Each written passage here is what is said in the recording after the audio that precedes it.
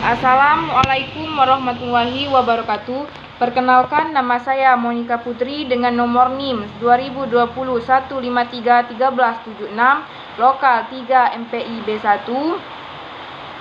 Materi Filsafat Pendidikan, Realisme dan Idealisme. Mata kuliah Filsafat Pendidikan. Dosen pengampu Bapak Dr. Amiruddin SPDI MPDI. Baiklah, di sini saya akan menjelaskan tentang filsafat pendidikan idealisme.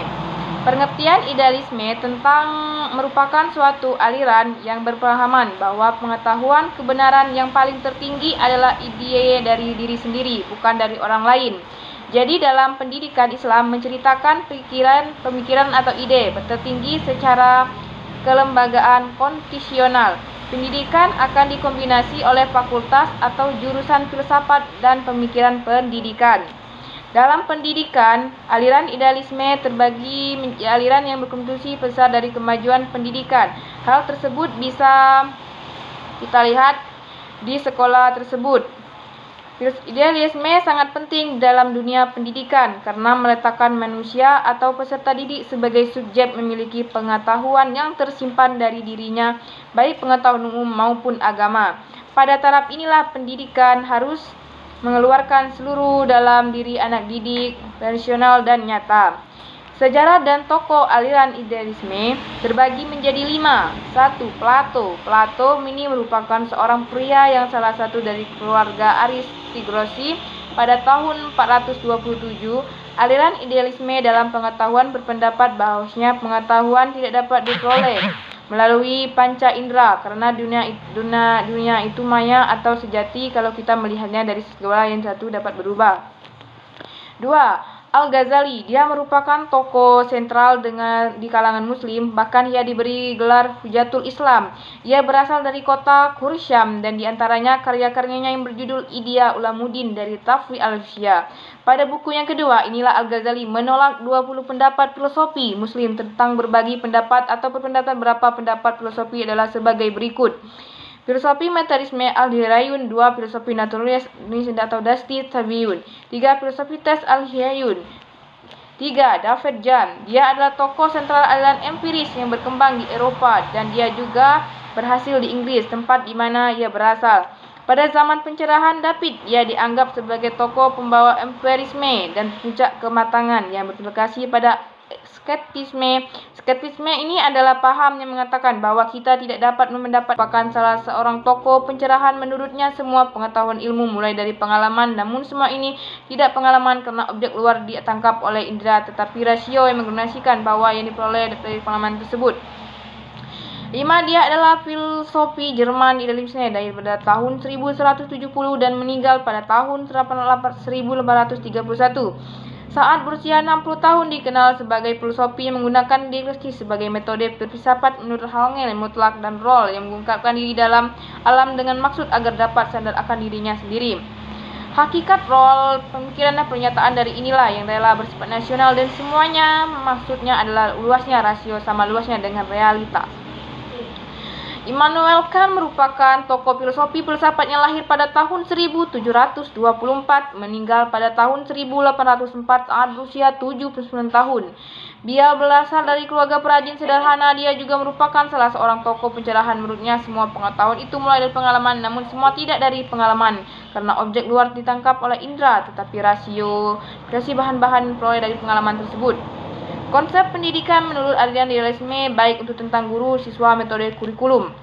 Pendidikan idealisme individual antara lain bertujuan agar anak didik bisa menjadi kaya dan memiliki kehidupan yang bermakna, memiliki harmonis dan penuh warna bahagia, mampu menahan berbagai tekanan hidup, pada akhirnya diharapkan mampu membantu individu lainnya untuk hidup.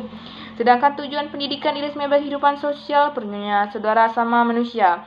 Karena spirit persaudaraan terkandung satu pendekatan sekiranya menuntut ahlinya pribadi, namun hubungan manusia yang satu dengan yang lainnya terikat dalam hubungan kemanusiaan dan tujuan individu dengan sosial sekaligus yang terisolasi dalam kehidupan yang berkaitan dengan Tuhan. Guru dalam sistem pengajaran menurut aliran idealisme berfungsi sebagai personifikasi dari kenyataan anak didik. Artinya guru merupakan wahana fasilitator mengantarkan anak didik dalam mengenai dunia lewat dari materi dalam pembelajaran. Filsafat pendidikan realisme. Filsafat pendidikan realisme. 1. Pengertian realisme. Aliran realisme merupakan bahwa indera itu nyata tanpa harus disadarkan ilmu pengetahuan lain. Kesadaran akal realisme ini juga bereaksi terhadap kombinasi dari filsafat idealisme dan realisme. 1. Memberikan perhatian kepada peserta didik atau murid seperti apa adanya. 2. Inisiatif di dalam pendidikan yang berada pada didikan guru bukan pada anak. Hal tersebut disesuaikan dengan hidup tanggung jawab sosial dan juga menciptakan peserta agar supaya menguasai suatu pengetahuan yang dapat dipercaya disiplin atau moral. 2. Tokoh realisme. 1. Johann Acuinius. Tokoh ini berpendapat bahwa realisme dapat digolongkan pada Regulius. Ialah tentang bagaimana manusia berusaha agar untuk mencapai dua tujuan, yaitu keselamatan. 2. William Moiskin. Menurut Moiskin, tanpa adanya Tuhan, maka tidak ada tujuan pendidikan. Tujuan mempersatukan manusia agar hidup di dunia sekarang. Maksudnya mencapai tujuan akhir hidup di dunia. Bahkan aliran realisme sekaligus menyetujui agar kita dapat memahami hukum moral dengan menggunakan akal. 3. Peran Basson. Tokoh ini negarawan. Tokoh negarawan penulis di Inggris, juga dikenal sebagai orang yang kritikus hebat pada keliruan ilmu. 4.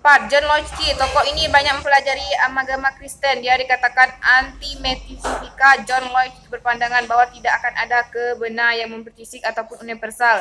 John yakin bahwa suatu yang ia katakan benar jikalau disandarkan pada pengalaman indrawi yang sifatnya induksi. 5. Alfred North Whitehead. Tokoh ini masuk dalam filsafat dengan melalui matematika. Whitehead selalu berusaha agar mempersatukan pertentangan filosofi seperti halnya tinjauan subjek dan objek, dan juga percaya bahwa kita ini harus mengenali kedua aspek tersebut.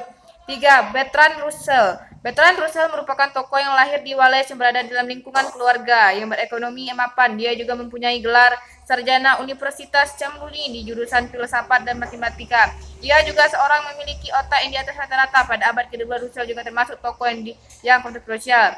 3. Konsep pendidikan menurut aliran realisme, baik itu tentang guru maupun tentang siswa, kurikulum, dan lain-lain. Pada prinsip dasarnya, realisme merupakan filsafat yang memandang hakikat, wujud, realitas, ontologi secara dualitas, terdiri atas dua fisik dan rohani. Para pengikut realisme dan kesepakatan tentang prinsip dasar yang berhubungan dengan pendidikan. Beberapa pendidikan realisme adalah sebagai berikut. Belajar pada dasarnya mengutamakan perhatian pada peserta didik apa adanya. 2. Inisiatif dalam pendidikan harus dikatakan pada pendidik bukan pada anak. Inti dari proses pendidikan adalah asimilasi dari subjek materi yang telah ditentukan. Kurikulum diorganisasikan dan direncanakan dengan pasti oleh guru secara luas, lingkungan materi dan sosial. Manusia menentukan bagaimana seharusnya hidup. Adapun Poir 1982 mengemukakan implikasi pendidikan realisme sebagai berikut. 1. Tujuan pendidikan untuk penyesuaian hidup dan tanggung jawab sosial. 2. Kedudukan siswa dalam hal pelajaran menguasai pengetahuan yang handal, dapat dipercaya dalam hal disiplin. Peraturan yang baik adalah esensial untuk belajar. Disiplin mental moral dibutuhkan untuk memberi banyak hal baik. Kurikulum komprehensif mencakup semua pengetahuan yang berguna, bersisikan pengetahuan liberal dan pengetahuan praktis. Metode belajar tergantung pada pengaruh baik langsung tidak langsung. Metode penyampaian harus logis dan psikologis. Sekian, terima kasih. Saya akhiri. Wassalamualaikum warahmatullahi wabarakatuh.